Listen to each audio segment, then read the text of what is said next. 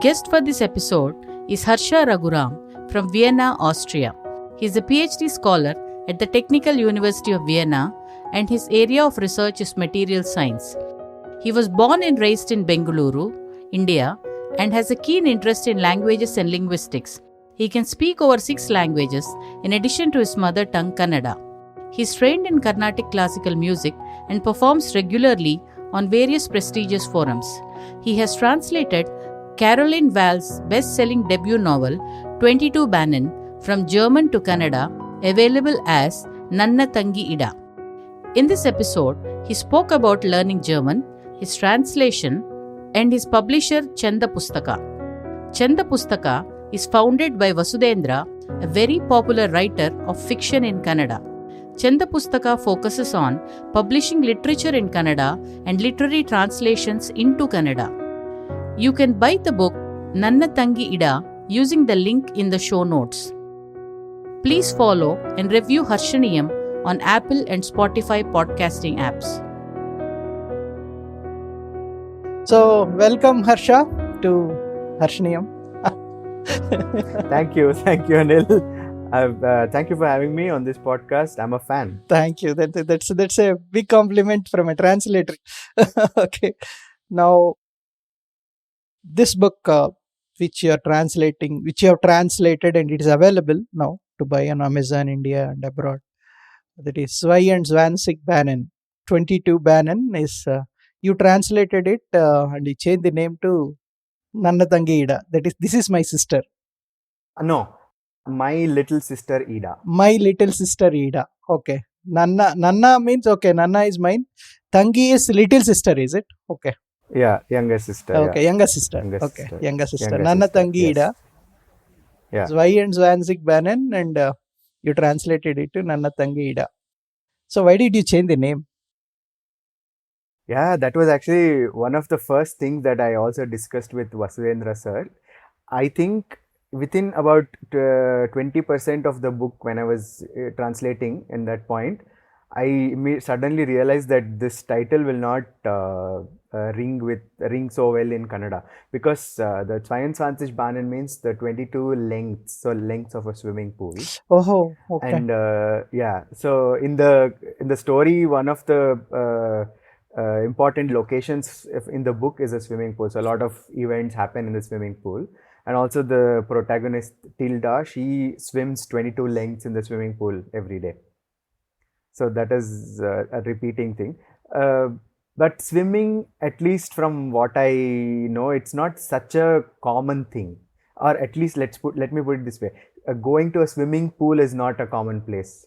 It's not, at least the title, it may not be immediately relatable. Whereas I found that the focus is more about the elder sister taking care of the younger sister Right. and making her life decisions around it. So I thought that would be a more apt title. Now, what is this book about? So this book is contemporary German fiction. We can categorize it as a family novel. The story is the protagonist Tilda. She's also the narrator of the book. She's a girl in about her mid-20s. And she's in a small German town. So she's studying mathematics major. She's almost like a maths genius. And she wants to go to Berlin or some other big city to pursue her PhD. Her family life is such that she has a mother who is an alcoholic. And she has a very young sister. So Ida in this story is about 9 years old. Mm-hmm, mm-hmm.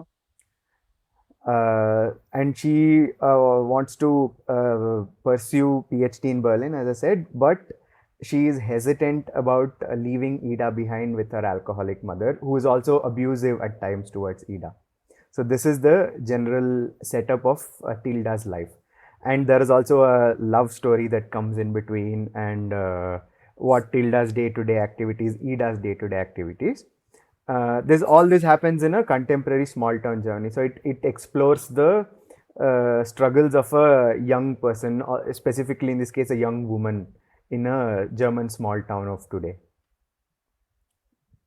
Yeah, this is the main, how the story goes. But also there is a mystery element and there are some other characters that come and go, and And the eventual theme of the novel is where Tilda is trying to find happiness between responsibility and freedom. So she's stuck in between, but she's trying to find happiness in that spot.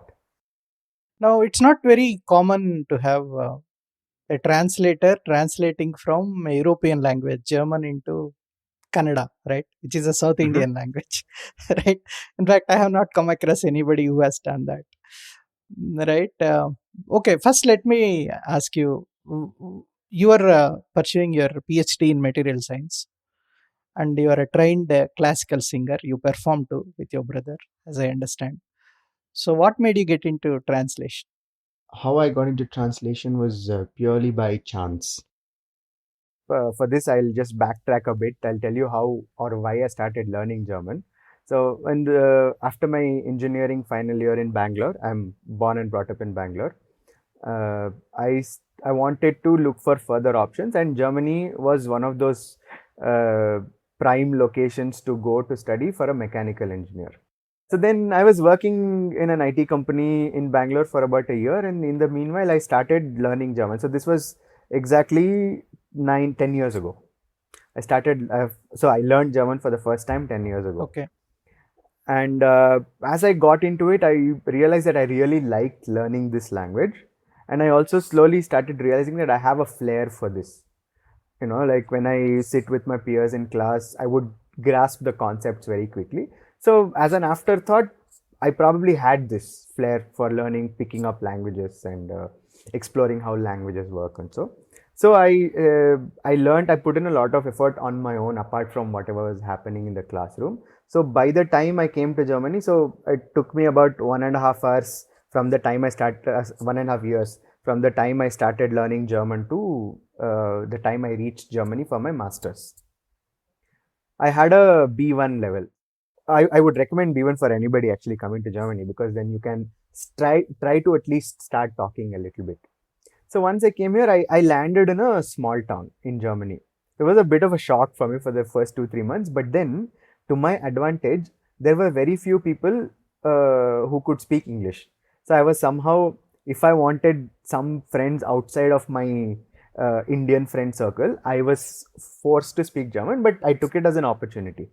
So I spoke. I was there for a year. I made a lot of friends. In the meanwhile, I tried to, read the newspapers or whatever content this Deutsche Welle website was putting out. They have a lot of good things for people who want to learn German. I was picking up, so I gained some amount of fluency. Then I was in the Netherlands for a year. There, I was in a student city where they had a language cafe. So language cafe is basically you come together once a week. You chat. Usually, it will be such that there will be it will happen in a cafe which will have many tables. So each table will be earmarked for a different language. So one table for German, Dutch, and French, and so on. So people from various geographies, various backgrounds would come there to learn whatever language. So I was also continuously practicing German there. So I kept in touch. I also learned a little bit of Dutch. I've forgotten that now because it's been about 8 years since I last spoke it. So slowly also because of a job, I then landed in Austria. So my German was always, getting better. I was like striving hard. I was trying to read content in it, watch some shows. So it was getting better. And I also had this thing that I want to be able to speak fluently. So by the time I came to Austria, I landed in a job such that everybody was speaking in German. And everybody, because, and also, German is a very diverse language. So what we learn in class is a standard variant of German. And if you look at Vienna, it's in the diametrically opposite end of that standard German sphere, if you can call it that. And it took me about 2 to 3 months to understand what people in Austria were talking. Then also, yeah, there was one afternoon there was a workshop on learning the Viennese dialect. So I went there, and then I could somehow map this. Okay, so in standard German it's this. So in Austrian Viennese German it works this way. So sort of little bit understood, and then I started understanding people. Now I mean I can more or less also try to speak the Viennese dialect. I understand. almost everything. Yeah. So sorry, your question was how I got into translation, right? Yeah, just go ahead. Just go ahead. So yeah, so all this was happening, and I was always been a friend of literature, fan of literature. So at some point, I was very curious. I was, the reading culture here is also so great. Like, there are some amazing bookstores and events. So I started exploring a bit and trying to see what's happening in German literature scene, what kind of books are coming. Sorry, when you were in India, right? When you were a student, were you interested in literature too? Yes, so yeah, I'll come to this. I'll come to this. So this was all happening, and this is when I met Vasudhendra sir in Bangalore in 2019 by chance. Okay, so I will stop this story here. Then I will talk about then I talk about how my how my journey in India was with regard to literature. So the funny thing is, I never learned Kannada formally. I never learned Kannada in school. Oh, you're an English medium student, basically. I'm an English medium student. This is truly fascinating. Tell me more about it. Yeah. So during when my brother's 5 years younger than me. So when my brother was born, I was in LKG, UKG, UKG I was. So my mom was in her maternity leave when she had my brother. And I think it was about summer holidays, or when I was coming back half day from school, she would forcefully make me sit and write and read Kannada, because I think she had this intuition that I might never learn going forward. So she was very adamant that, she's also, used, used a stick to make me sit and Samadhana Veda Dandavaya, all four forms. Exact, all four forms. I'm actually very thankful. Yeah, I don't know if I would have learned so much. So, but from then on, how it has been is we've always had two newspapers at home, so English and Kannada. Right. And at our grandparents' house, they had one Kannada magazine while we had another, so we would exchange. They would buy kids' magazines for us. So this was how my initial Kannada reading was. I was always reading something in Kannada, something or the other, newspaper, magazine, kids' magazine. Right. Then this was all. Also on the side, when I came to high school, I higher primary. I started reading some Enid Blyton and what the things that are accessible in the library and things like that. So I was parallelly reading both English and Kannada. And about when I was in my eighth grade, I got an opportunity to interview this Kannada writer, one Vyasaraya Ballad, who is no more. So he's a Kendra Sahitya Academy winner and all. He's quite popular.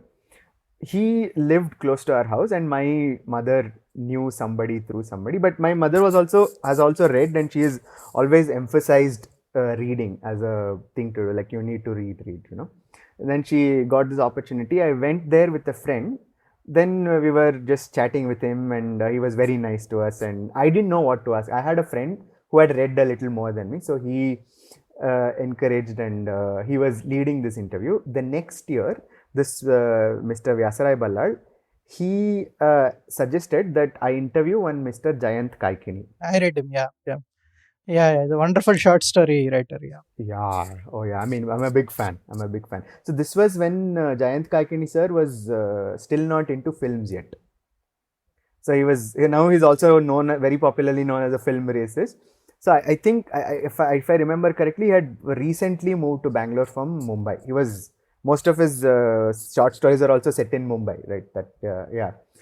So this was my first time that I was having to seriously read some literature. So I went to a bookstore. I bought his latest collection. I don't remember how much of it I understood. When was this year? This was 2006. 2006, way back. Yeah. 2006. Okay. Yeah. So I was in 9th standard. Yeah. 9th standard. Yeah. I was able to read Kannada, but to read that kind of maturity is not there yet, right? And you were asked to interview when you were in 9th standard. I was asked to interview by the school magazine, because the previous year I had done this interview. So they said, why don't you do this? I said, I took it up. What's the name of your school, by the way?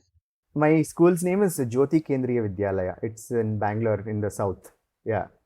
Wonderful. Yeah. So and then I met and the other thing is Jayant Kakini sir lives close to where my parents live, so that was one advantage also. It was more like, oh, there is this writer who is close to your place, so why don't you talk to him? It was as simple as that, you know. I didn't know that he's this person. So I went to the bookstore, his latest released short stories book. I took it, I read it, and then I prepared a bunch of questions with help of my parents and some teachers. And it was actually like quite, I think I would say it's a landmark thing for me, because I think this is the first time I tried to read some serious literature. Because I'm trying to put effort into trying in understanding some, and it's also set in Mumbai, so it's all new context for me and all that, and also trying to frame questions. So, and then in the parallelly, I started reading all the whatever Kannada literature came my way, and I think in the next couple of years, whatever was around, you know, I would find what my mom would buy, or what was accessible I was reading. I think my second phase of reading Kannada literature seriously started after I moved here. So moved to Austria. So about in the last, say, eight years or so, because I remember my wife, who was not my wife yet, into 2016, for my birthday she had sent me a copy of S.L. Bhairappa's Parva, because I really wanted to read it back then. So it's been 8 years. I remember like sitting and getting engrossed and, you know, just not able to let go of the book, kind of a vibe. So then, you know, I got a real taste for it. So then how it happened was, and then till then I was also a student. So after that, when I started earning some money, I was able to come to Bangalore every year or twice every year, and every time I would bring back a stack of books. So now, you know, you can see it's always a give and take. My brother also reads, my mother also reads, so we all buy, we exchange, and our house in Bangalore is like the exchange hub. So we just say, oh, don't buy this book, I have it already, and then, you know, so we have this constant reading culture. That, and also, and my wife is also a student of literature and she's a big reader. Oh, so that helps. So we read wonderful. English, Kannada books. So this is how it came together. So now, where I'd left the previous narrative of Vasudhendra sir. So similarly, when in 2019, end of 2019, his Tejo Tungabhadra had released. December 2019 it released. I remember the date. It was 5th January 2020. So we didn't know COVID would come in 2 months and all. Yeah, you know. So yeah, so we went there, and I went to this one bookstore called Ankita Pustaka. It's a very popular bookstore, and they have all Kannada books. It's still one of my favorite places in Bangalore. Every time I go there and buy some book.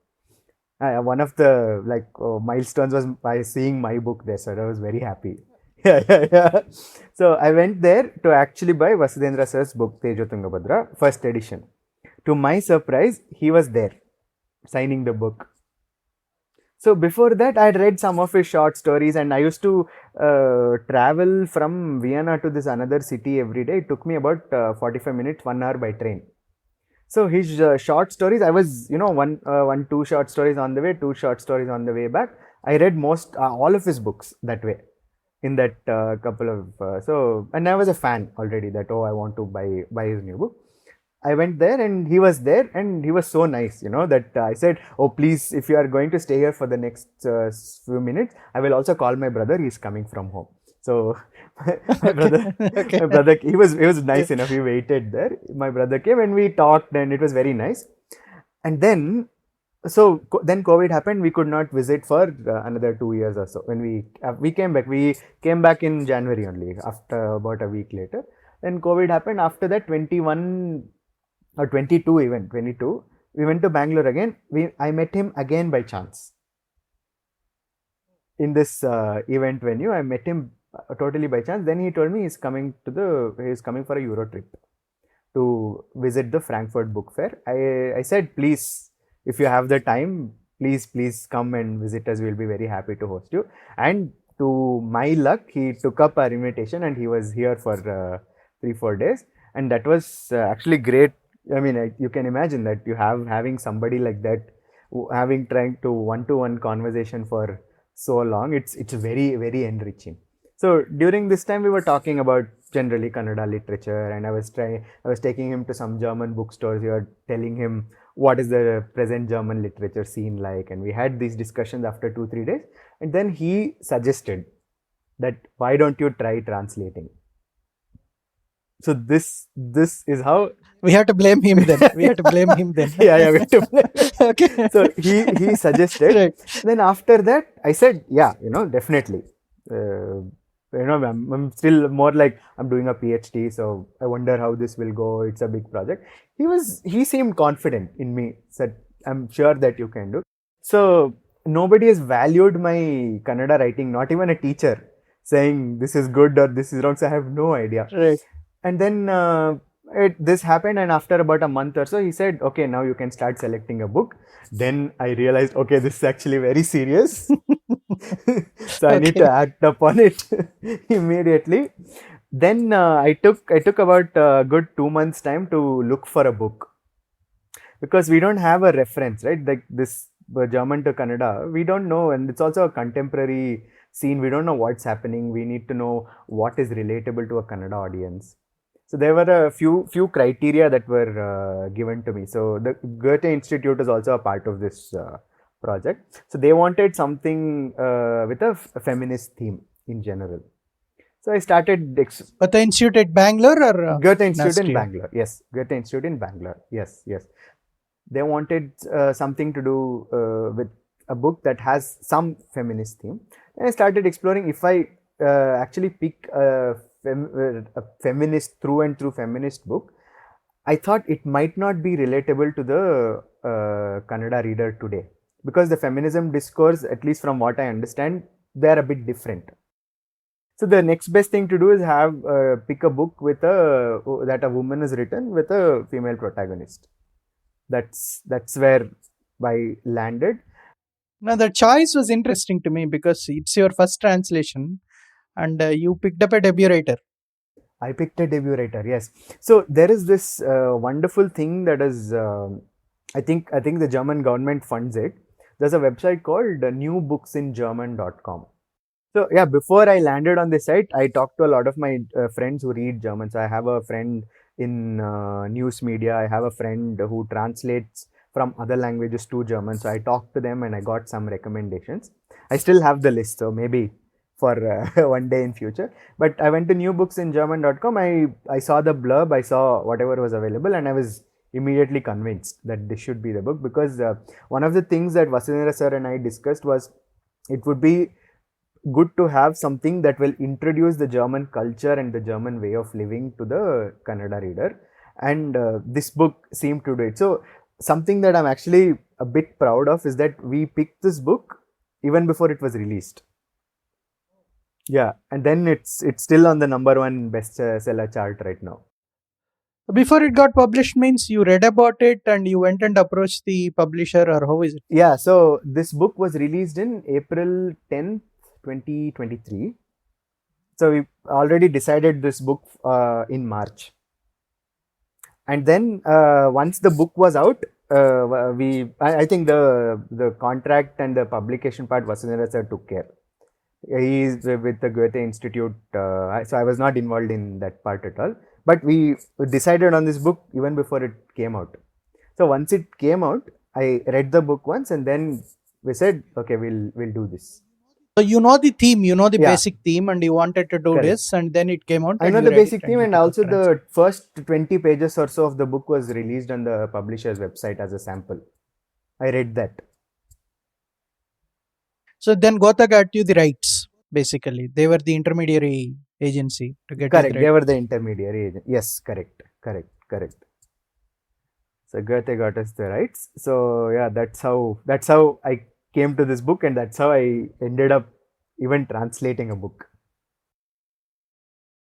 What is your translation workflow like? You picked the book, first time you read it, and you took up the translation. What was it like? Yeah, so this was one of the things I struggled a bit, because I don't have any formal education in translation. Actually, what helped me was this Goethe Translation Academy. So I read the book completely once. then it was a bit of a trial and error. First thing I told Vasudhendra sir was I will first translate about 130%, one third of the book, and I send it to you. So you please tell me if it makes sense to go ahead or not, or if I have to change something, or if there is something seriously wrong with my writing, or because as I said, I have no reference point. I mean, just that I had this confidence that I've read a lot. That's the only confidence I had. And I started by making this 2 columns. So one left side German text and this side Kannada text. It was very slow in the beginning, it was very like, I have to like read and do this. And next day when I read it, I already don't like what I've done. So I was, then I'm like, okay, this is not going to work. So then what I did was I devised a 3-step process. So in the first thing, I just translate sentence by sentence. I especially in the start, because you have not defined the characters and the names and everything yet. So I do sentence by sentence, and then I had roughly divided the text into blocks of approximately equal length. Then I do block by block if the whole block makes sense. And then in the third iteration, I would leave aside the German text and read only the Kannada text. This is what I followed. And then I sent to him, and he sent it back to me with very minimal edits. So he said, it's good, do whatever you're doing, it's good this way. So I mean, that was a great boost of confidence for me. So I didn't have to like really think about my writing, so I could concentrate more on the workflow. So I did this, and obviously it became faster. So day by day, I was, initially I would do 1 page per day, but I reached a point where I could translate like 6 to 10 pages in a day if I sat down, till that mental strain kicks in. I could just go on, and it became very enjoyable after a while. So after the whole book was finished, I read it out aloud to my wife. So after I did this, I don't remember who said this on your podcast. Somebody that translates from Russian to English mentioned this, that they do it. Robert Chandler. See, it's like this. Robert Chandler is the one who actually does it. And Robert Chandler, interestingly, is the translator for Hamid Ismailov too. Right. Yes. So he was the one mentioned about it first. Correct. Yeah, so I was so overjoyed that, there are other people who do exactly this. So, and again, reading aloud helps a lot. Reading aloud for the flow, and it's just, you'll pick out things that need to be changed very smoothly, way it sounds. So, yeah.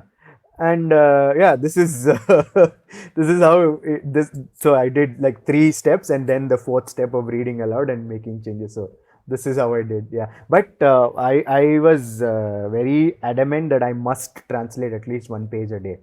Otherwise, along with my work, it's difficult to finish it within the given time frame. So that I'm very happy about that as well.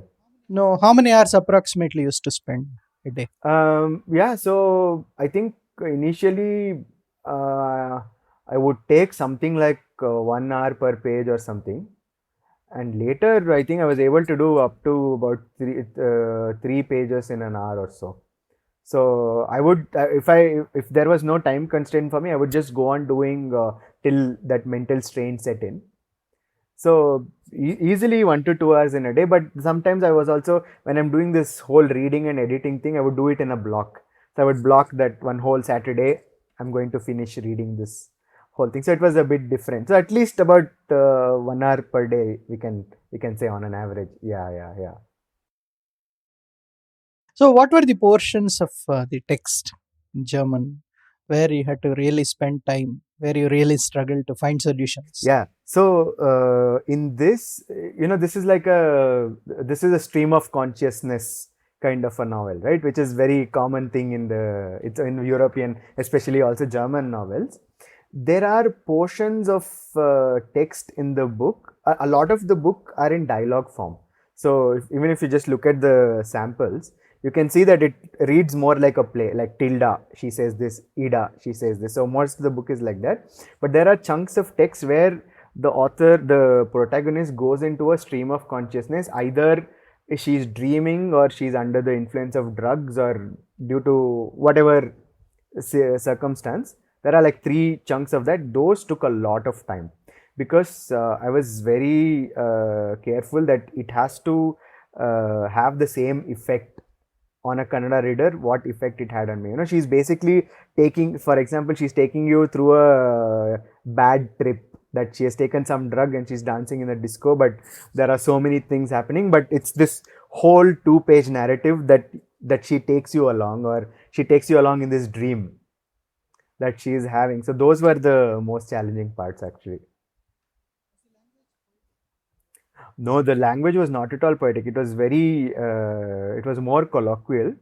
And it's also something I realized it's a bit new because I talked to some friends, German speaking friends, Germans, who have already read this book. Most of them liked it, but everybody had this comment that they found the style to be something new. Some older people said they took some time to get used to this. It was more like very short sentences, break. It was more like, so when I read it in the end, you will hear that. Yeah. This book, has it come out in English Not as yet. yet? Not yet. It has come out in it has come out in Italian. It will come out in Spanish later this year. So after Italian, I think it's Kannada. And you are translating her second book too, right? Not her second book. That's a different book. So she has a second book now, which is also a #1 bestseller in hardcover. So yeah, yeah. So what are you translating now? What is your my next book, which is set to come out sometime late next year, 2025. This book is called Vatermal, Vatermal, Vatermal. It is also by a German author, but it is different in the sense that it tells the story of a Turkish immigrant family in Germany. So it is a different, as you know, the Turkish people constitute the biggest minority group in Germany. So they are about, I think, something like 2 million people also in Austria, Germany. So they have their own subculture, but they also have their own struggles, and most of them that live here today are the descendants of guest workers who came into Germany in the 60s to 80s period. So they have some different struggles, but it's an interesting book in that the novel is written in the form of a letter to the father. So this young boy is writing a letter to the father. So that's how it is set in. And what I find more interesting and also a bit challenging is that I have to bring in a context of contemporary Germany, and within it I have to tell the story of Turkish immigrant family within contemporary Germany. So that's what I'm working on right now. So you are a classical musician too. You know Carnatic classical music. You sing, you perform. So when you are translating, you are talking about reading it aloud and sound quality of translation and all. Will it help being a classical musician and musicality of text? Musicality.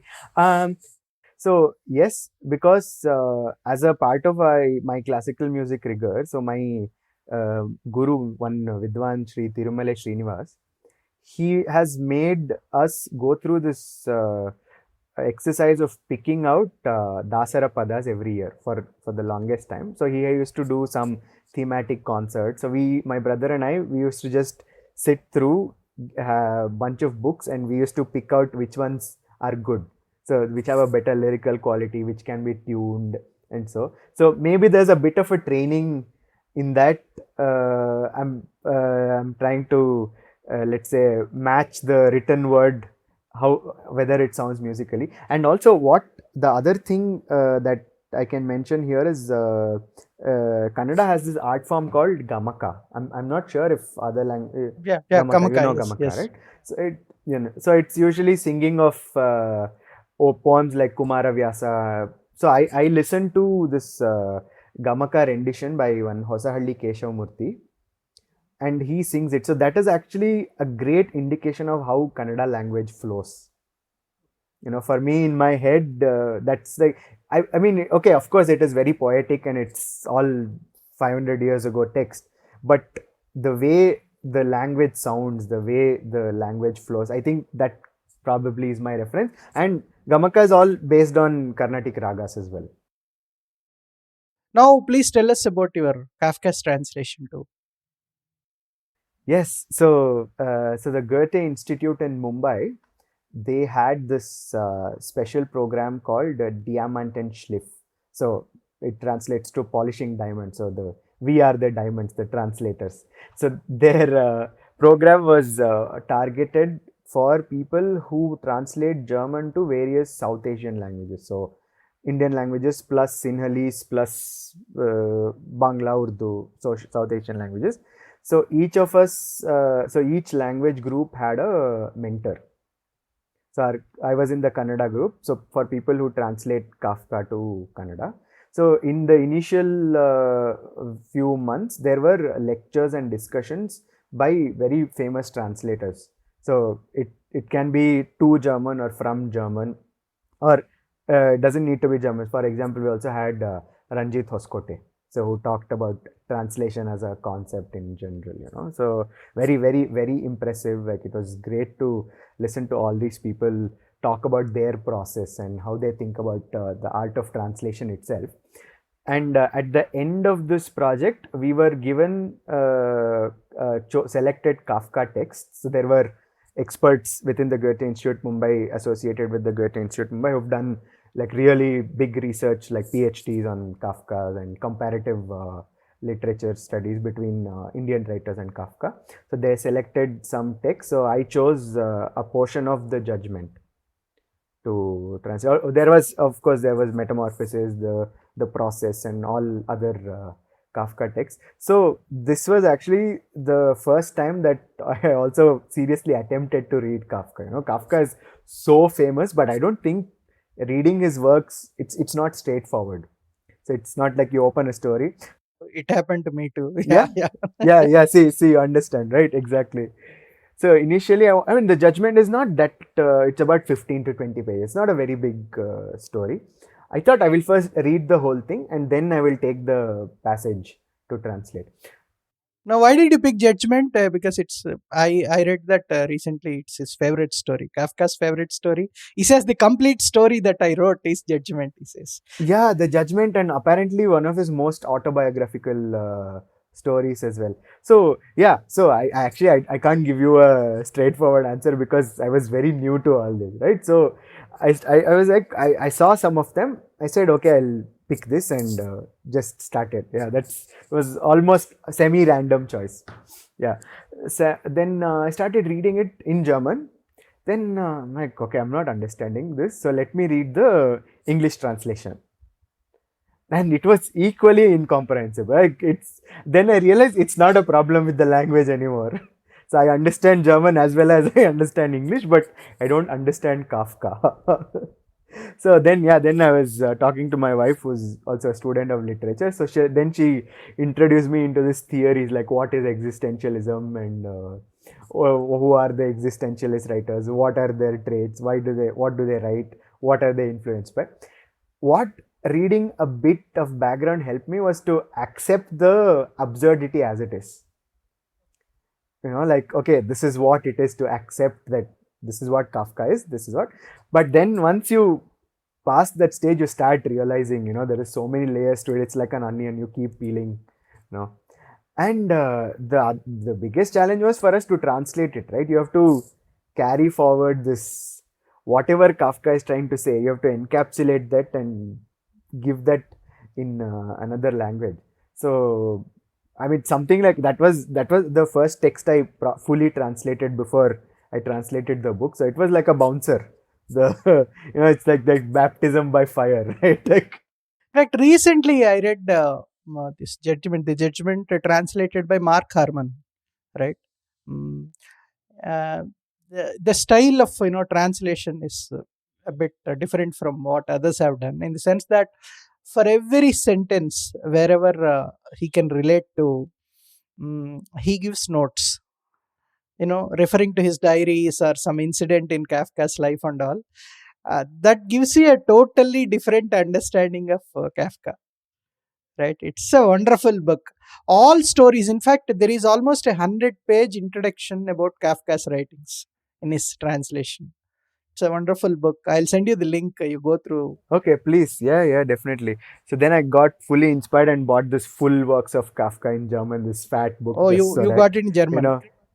Yeah, I bought it in the fully compiled work. So now just you to can flip read in through German, and- so no need to read in. Yeah, right. That is something I'm actually very happy about. Right. That when I first read Kafka, I read so in his original language. Right, that was a bit of a and some people I was talking to. So we had this group chat with the people who were translating the judgment into different languages. There was one person who was translating to Bengali, and he said his reason for learning German was because he was so fascinated that he wanted to read Kafka in his original language. That was his motivation, because he's still in India. Like, he does something else. He doesn't do this full time. So it was fascinating. Also, I encourage you to look at this website. I'll send you the link. So all these stories, they've done a very beautiful job of curating, and like the judgment you can read in many of the South Asian languages, and all of them have audio also. Oh, audio too. That's interesting. Yeah. Right. So they have read through it. So it's a fascinating project, and I'm actually very lucky to have been a part of it at the right time. Okay. Yeah. Right. Now, we always ask the translators to read the text in both the languages. You do the German part first, and please do the Kannada part, and then later I will ask you a Carnatic Kirtana of my choice. Please sing it for us. Absolutely, will do. Yeah. So I'll read the German part first. So this is just from the first page of the book that I picked, where this is the portion where the protagonist Tilda, she sits in a supermarket. So she works part-time in a supermarket, and she has this game that she has devised for herself, where she sits in the supermarket, she keeps scanning the items, but she does not look up. So just by looking at the item, she has to describe the person in front of her. So this is what she's doing here, and then she goes on to talk about her daily routine, that she goes to the university, she goes swimming, and so on. So that's pretty much what is there in this text. Hafermilch, Mandelmilch, Cashew-Mus, tiefgefrorene Himbeeren, Hummus, Köln-Haferflocken, Chiasamen, Bananen, Dinkelnudeln, Avocado, Avocado, Avocado. Ich spiele. Ich darf nicht hochschauen. Circa 30, männlich, schlaksig, rahmenlose Brille, Levi's Shirt, rate ich. Sage, 30 Euro, 72. Schaue endlich hoch, und als ich den Levi's Schriftzug sehe, ist das ziemlich cool und vielleicht sogar der bisherige Höhepunkt meines Tages. Es ist zwar eine jüngere Frau, aber das T-Shirt richtig zu erraten, ist schon stark. 4 Stunden später lege ich die Gut und Günstig Variante von Miracoli-Nudeln, Gut und Günstig Haferflocken, Dr. Oetker Bourbon Vanillesoße und Vollmilch auf das Band. 4,06 Euro, sagt Frau Bach. Ich zahle, stopfe die Sachen in meinen Rucksack und renne zum Bahnhof. Straßenbahn, Uni, Übungsaufgaben und Texte kopieren. Ich habe einen strikten Zeitplan, in den ein in 3 von 4 Fällen nicht funktionierender Kopierer einfach nicht reinpasst. Papierstau. Ich spüre, wie sich beim Anblick dieses Wortes die Wut in mir aufstaut, balle die Fäuste und starre diesen weißen, doofen Klotz an. Zerstörungswut. Straßenbahn, Übungsaufgaben lösen, schwimmen, Ida. Der Übungszettel ist machbar und ich schaffe es, alle Aufgaben während der 69-minütigen Fahrt von der Uni zum Schwimmbad zu lösen. Ich atme den Chlorgeruch tief ein, schmeiße meinen Rucksack auf die Bank neben Ursulas bunten Korb, ziehe das Kleid über meinen Kopf, springe kopfüber ins Wasser, tauche in den tiefen Bereich bis zum Grund, setze mich auf den Boden und schaue mir das Geschehen im Becken von unten an. Viele unkoordiniert zappelnde Kinderbeine, ein paar mehr oder weniger koordiniert zappelnde Seniorenbeine, tauchende Kinderkörper, gemischte Beine am Beckenrand. Insgesamt sieht das Zusammenspiel dieser vielen Bewegungen nach Spaß aus, sofern ich das von hier unten beurteilen kann. Ich stoße mich vom Boden ab, um wie immer meine 22 Bahnen zu schwimmen. Und als ich bei der 20. oder 22. Bahn nicht sicher bin, ob es die 20. oder 22. ist, ärgere ich mich und schwimme zur Bestrafung noch 5 zusätzliche Bahnen. Kannada, please. Nanna Tangi Ida. ಸೂಪರ್ ಮಾರ್ಕೆಟ್ನ ಕೌಂಟರ್ನಲ್ಲಿ ಕುಳಿತಾಗ ನಾನೊಂದು ಆಟವಾಡುತ್ತೇನೆ. ಗ್ರಾಹಕರು ಚಲಿಸುವ ಪಟ್ಟಿಯ ಮೇಲೆ ಇಟ್ಟ ವಸ್ತುಗಳು ಸಾಲಾಗಿ ನನ್ನ ಬಳಿಗೆ ಬಂದಾಗ ಸ್ಕ್ಯಾನ್ ಮಾಡುತ್ತಾ ತಲೆಯನ್ನು ಮೇಲೆತ್ತದೆ ಮುಂದೆ ನಿಂತಿರುವ ವ್ಯಕ್ತಿಯನ್ನು ಮನಸ್ಸಿನಲ್ಲಿಯೇ ವರ್ಣಿಸುತ್ತೇನೆ. ಈ ದಿನ ಪಟ್ಟಿಯ ಮೇಲೆ ಓಟ್ಸ್ ಹಾಲು, ಬಾದಾಮಿ ಬೀಜದ ಹಾಲು, ಗೋಡಂಬಿ ಪೇಸ್ಟ್, ಮಂಜುಗಟ್ಟಿಸಿದ ರಾಸ್ಬೆರಿ ಹಣ್ಣು, ಹುಮುಸ್, ದುಬಾರಿ ಓಟ್ಸ್, ಚಿಯಾ ಬೀಜ, ಬಾಳೆಹಣ್ಣು, ಗೋಧಿ ನೂಡಲ್ಸ್, ಅವೊಕಾಡೋ ಅವೊಕಾಡೋ ಅವೊಕಾಡೋ ಬಂದ ತಕ್ಷಣ 30ರ ಆಸುಪಾಸಿನ ಸಣಕಲು ಹುಡುಗ ಇರಬಹುದು. ಫ್ರೇಮ್ ಇಲ್ಲದ ಕನ್ನಡಕ, ಲಿವೈಸ್ ಗುರುತಿನ ಶರ್ಟ್ ಧರಿಸಿದ್ದಾನೆ ಎಂದು ಊಹಿಸಿದೆ. 30 ಯೂರೋ 72 ಸೆಂಟ್ ಎಂದು ಕತ್ತೆತ್ತಿದೊಡನೆ ಲಿವೈಸ್ ಗುರುತು ಕಂಡಿತು. ಏನೋ ದೊಡ್ಡ ಸಾಧನೆ ಮಾಡಿದಷ್ಟು ಹೆಮ್ಮೆಯಾಯಿತು. ಆದರೆ ಅದು ಹುಡುಗನಲ್ಲ, ಹುಡುಗಿಯಾಗಿದ್ದಳು. ಏನೇ ಇರಲಿ, ಕೇವಲ ಖರೀದಿಸಿದ ವಸ್ತುಗಳನ್ನು ನೋಡಿ ಶರ್ಟಿನ ಗುರುತನ್ನು ಸರಿಯಾಗಿ ಊಹಿಸಿದ್ದು ಹೆಮ್ಮೆ ಪಡುವಂತಹ ವಿಷಯವೇ ಸರಿ. ಇದಾದ 4 ಗಂಟೆಗಳ ನಂತರ ನನ್ನ ಕೆಲಸದ ಶಿಫ್ಟ್ ಮುಗಿಯಿತು. ನಾನು ಆಬೆನ್ಬ್ರೋಟ್ ಸಂಜೆಯೂಟಕ್ಕೆ ಬೇಕಾದ ಸಾಮಾನುಗಳನ್ನು ಶಾಪಿಂಗ್ ಬುಟ್ಟಿಗೆ ಹಾಕಿಕೊಂಡೆ. ಮೀರಾಕೋಲಿ ಗುರುತಿನ ಸ್ಪಗೆಟ್ಟಿ ಬಲು ದುಬಾರಿ. ಅದಕ್ಕೆ ಬದಲಾಗಿ ಅದರ ಅಗ್ಗದ ಅವತಾರವಾದ ಚೀಪ್ ಆ್ಯಂಡ್ ಬೆಸ್ಟ್ ಗುರುತಿನ spaghetti, cheap and best oats, ಅಗ್ಗದ ವೆನಿಲಾ ಸಾಸ್ ಮತ್ತು ಗಟ್ಟಿ ಹಾಲು ಇವಿಷ್ಟನ್ನು ಕೌಂಟರ್ನ ಬಳಿ ಇಟ್ಟೆ. ಕೌಂಟರ್ನಲ್ಲಿದ್ದ ಫ್ರೌ ಬಾಹ್ 4 ಯೂರೋ 6 ಸೆಂಟ್ ಎಂದರು. ಅವರಿಗೆ ಹಣ ತೆತ್ತು ಕೊಂಡದ್ದನ್ನು ಬ್ಯಾಗಿನಲ್ಲಿ ತುರುಕಿಕೊಂಡು ಟ್ರಾಮ್ ನಿಲ್ದಾಣದ ಕಡೆಗೆ ಓಡಿದೆ. ನನ್ನ ದಿನದ ವೇಳಾಪಟ್ಟಿಯಲ್ಲಿ ಟ್ರಾಮ್, ಕಾಲೇಜು, ಹೋಮ್ವರ್ಕ್, ನೋಟ್ಸ್ ಇವುಗಳಿಗೆ ಇಂತಿಷ್ಟೇ ಸಮಯ ಎಂದು ಮೀಸಲಾಗಿತ್ತು. ನನ್ನ ಈ ಕಟ್ಟುನಿಟ್ಟಾದ ದಿನಚರಿಯಲ್ಲಿ 4ರಲ್ಲಿ 3 ಬಾರಿ ಕೈಕೊಡುತ್ತಿದ್ದ ಜೆರಾಕ್ಸ್ ಮಿಷಿನ್ಗೆ ಸಮಯ ಇರಲೇ ಇಲ್ಲ. ಪೇಪರ್ ಜಾಮ್ ಮೆಷೀನಿನ ಪರದೆಯ ಮೇಲೆ ಕಂಡಿತು. ಆಕ್ರೋಶದಿಂದ ಮುಷ್ಟಿಯನ್ನು ಬಿಗಿ ಮಾಡಿ ಮೆಷೀನನ್ನು ದುರುಗುಟ್ಟಿ ನೋಡಿದೆ. ಉಪಯೋಗಕ್ಕೆ ಬಾರದ ಬಿಳಿಯ ಬೊಡ್ಡೆಯಂತಹ ಮೆಷೀನನ್ನು ಗುದ್ದಿ ಚೂರು ಚೂರು ಮಾಡಿಬಿಡುವಷ್ಟು ಕೋಪ ಉಕ್ಕಿ ಬಂದಿತ್ತು. ಟ್ರಾಮ್, ಹೋಮ್ವರ್ಕ್, ಈಜು, ನನ್ನ ತಂಗಿ ಈಡಾ. ಹೋಮ್ವರ್ಕ್ ಲೆಕ್ಕಗಳನ್ನು ಮಾಡುವುದು ನನಗೆ ಸುಲಭವೇ. ಕಾಲೇಜಿನಿಂದ ಈಜುಕೊಳಕ್ಕೆ ಹೋಗಲು ತಗಲುವ 69 ನಿಮಿಷಗಳಲ್ಲಿ ಟ್ರಾಮಿನಲ್ಲೇ ಕುಳಿತು ಮುಗಿಸಬಲ್ಲೆ ಎಂಬ ವಿಶ್ವಾಸವಿತ್ತು. ಹೊರಾಂಗಣ ಈಜುಕೊಳದ ಹತ್ತಿರ ಬಂದಿದ್ದೇ ಕ್ಲೋರಿನ್ನ ವಾಸನೆ ಮೂಗಿಗೆ ಬಡಿಯಿತು. ಒಮ್ಮೆ ನಿಂತು ದೀರ್ಘವಾಗಿ ಉಸಿರೆಳೆದುಕೊಂಡೆ. ನನ್ನ ಬ್ಯಾಗನ್ನು ಬೆಂಚಿನ ಮೇಲೆ ಉರ್ಸುಲಾಳ ಬುಟ್ಟಿಯ ಪಕ್ಕಕ್ಕೆ ಎಸೆದು ಲಘು ಬಗೆಯಿಂದ ಈಜುಡುಗೆ ಧರಿಸಿದೆ. ತಲೆ ಮುಂದಾಗಿ ನೀರಿಗೆ ಧುಮುಕಿ ನೀರು ಆಳವಿದ್ದ ಜಾಗದಲ್ಲಿ ನೆಲದವರೆಗೂ ಹೋಗಿ ಕುಳಿತು ಮೇಲೆ ನಡೆಯುತ್ತಿದ್ದುದನ್ನೆಲ್ಲ ಗಮನಿಸಿದೆ. ಅಡ್ಡಾದಿಡ್ಡಿ ಬಡಿಯುತ್ತಿದ್ದ ಹಲವಾರು ಎಳೆಯ ಕಾಲುಗಳು, ಲೀಲಾಜಾಲವಾಗಿ ಆಡುತ್ತಿದ್ದ ನುರಿತ ಮುದಿಯ ಕಾಲುಗಳು, ಆಗಾಗ ಮೇಲಿನಿಂದ ನೀರಿನೊಳಗೆ ಧುಮುಕುತ್ತಿದ್ದ ಮಕ್ಕಳ ಶರೀರಗಳು, ಈಜುಕೊಳದ ಅಂಚಿನ ಬಳಿ ಆಡುತ್ತಿದ್ದ ಎಳೆಯ ಮುದಿ ಕಾಲುಗಳ ಮಿಶ್ರಿತ ಗುಂಪುಗಳನ್ನು ಕುತೂಹಲದಿಂದ ನೋಡಿದೆ. ಕೊಳದ ತಳದಿಂದ ನೋಡಿದರೆ ಈ ಕಾಲು ಬಡಿಯುವ ಆಟವು ಅಲ್ಲಿದ್ದವರಿಗೆ ಮುದ ನೀಡುವಂತೆ ತೋರುತ್ತಿತ್ತು. ಕಾಲುಗಳನ್ನು ನೆಲಕ್ಕೂರಿ ಮೇಲಕ್ಕೆ ಜಿಗಿದೆ. ರೂಢಿಯಂತೆ ಕೊಳದ ಉದ್ದಕ್ಕೂ 22 ಸುತ್ತುಗಳನ್ನು ಈಜತೊಡಗಿದೆ. 20 ಸುತ್ತುಗಳನ್ನು ಈಜಿದ ಮೇಲೆ 20-22 ಸರಿಯಾಗಿ ಲೆಕ್ಕ ಸಿಗದೆ ತಪ್ಪು ಕಾಣಿಕೆಯಾಗಿ 5 ಹೆಚ್ಚುವರಿ ಸುತ್ತುಗಳನ್ನು ಈಜಿದೆ. Nice. Very nice. Thank you. Now, Tyagaraja Kruti, Seethamma Mayamma. Oh, Vasanta, no? No, Seethamma. Any other? If you want that Vasanta Ragam, I can sing. Right, okay.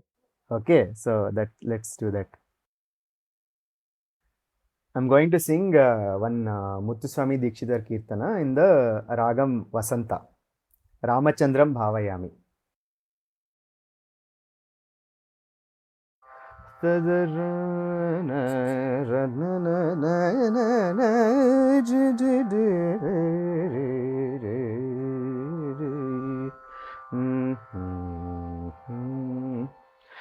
Ramachandram Bhavayami, Ramachandram Bhavayami, Ramachandram Bhavayami, Raghukulatilakam Upendram, Ramachandram Bhavayami, Raghukulatilakam Upendram, Ramachandram Bhavayami, Raghukulatilakam Upendram, Ramachandram Bhavayami, Raghukulatilakam Upendram, Ramachandram Bhavayami.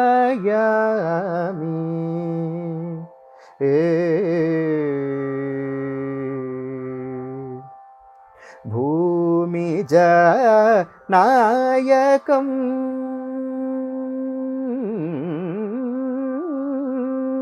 Bhumija Nayakam, Bhukti Muktidayakam, Bhumija Nayakam, Bhukti Muktidayakam, Nama Kirtana Tarakam, Naravarangam Tamayatam, Ramachandram Bhavayami, Raghukulatilakam Upendram, Ramachandram Bhavayami.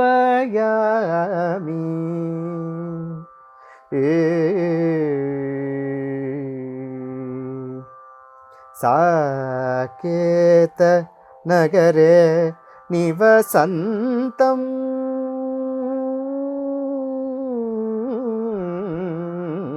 Saketa Nagare Nivasantam, Samraja Pradhanumantam, Rakenduvadanam Bhagavantam, Ramaniya Kalyana Gunavantam, Rakenduvadanam Bhagavantam, Ramaniya Kalyana Gunavantam, Kakustam Dhimantam Kamalacham Shrimantam, Kakustam Dhimantam Kamalacham Shrimantam, Saketanushamanantam Varaguru Guha Vivasantam, Ramachandram Bhavayami. Kakustam Dhimantam Kamalaksham Shrimantam, Saketanushamanantam Varaguru Guha Vivasantam, Ramachandram Bhavayami, Raghukulatilakam Upendram, Ramachandram Bhavayami.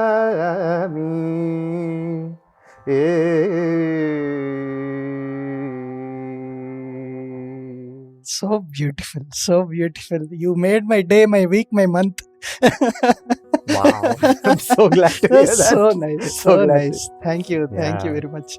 It's really purely inspirational, listening to you. Your journey is wonderful. I'm so glad, yeah. All the very best to you. All the very best to you. Thank you so much. And I should tell you that I've learnt a lot from your podcast as well. Thank you. Because as I said, it's like a lesson.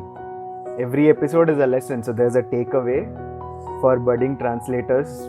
We don't, for somebody who's not read formal textbooks.